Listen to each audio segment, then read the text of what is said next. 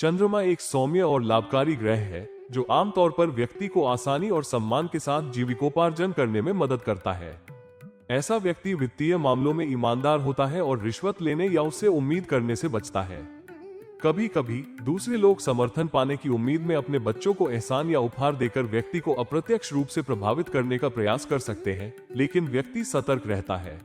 आमतौर पर बड़े भाई बहन के कारण वित्तीय नुकसान का कोई जोखिम नहीं होता है, क्योंकि व्यक्ति सतर्कता के साथ धन के मामलों का प्रबंधन करता है। वे अपने बच्चों की उचित शिक्षा और विकास में भी गहराई से निवेश करते हैं। हालांकि प्रत्येक बच्चे की शैक्षणिक प्रगति उनकी अपनी कुंडली पर निर्भर करती है। जब उनके बच्चों के रोमांटिक रिश्तों की बात आती है तो व्यक्ति खुले विचारों वाला रहता है, जब तक कि रिश्ता उम्र के हिसाब से हो। अगर रिश्ता आशाजनक लगता है तो वे शादी का समर्थन करने की कोशिश करते हैं, लेकिन अगर ऐसा नहीं होता है तो वे ब्रेकअप के लिए मजबूर करने के बजाय सावधानी बरतने की सलाह देते हैं।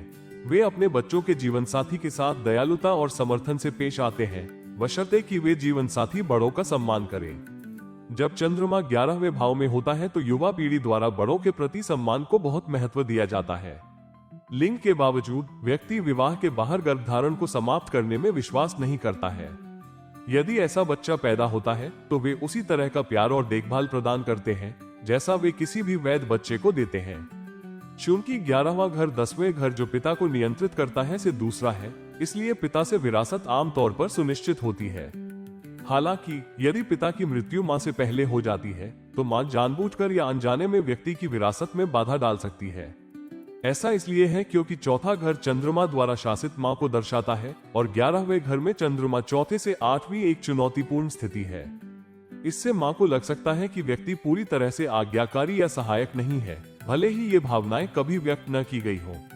ऐसी भावनाएं अक्सर पारिवारिक संपत्तियों के अंतिम विभाजन के दौरान ही सामने आती है।